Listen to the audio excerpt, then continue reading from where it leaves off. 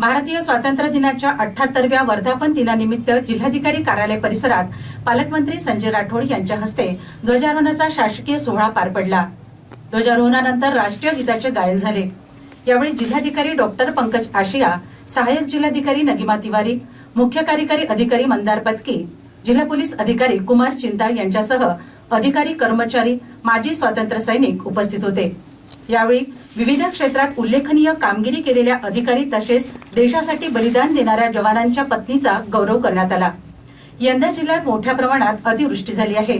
अतिवृष्टीमध्ये झालेल्या शेतकऱ्यांच्या शेतपिकांचे मोठ्या प्रमाणात नुकसान झाले, त्यामुळे त्यांना तात्काळ मदत देण्यात येणार असल्याचे आश्वासन संजय राठोड यांनी दिले।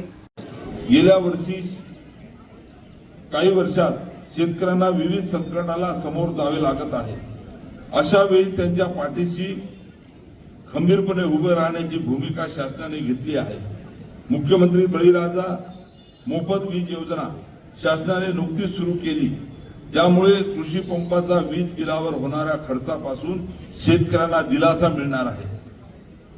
7.5 HP पर्यंत कृषी शेती पंपांचा मजूर भार असलेल्या सर्व कृषी पंप धारकांना शेतकरी योजनेचा लाभासाठी पात्र या ठिकाणी राहणार आहे।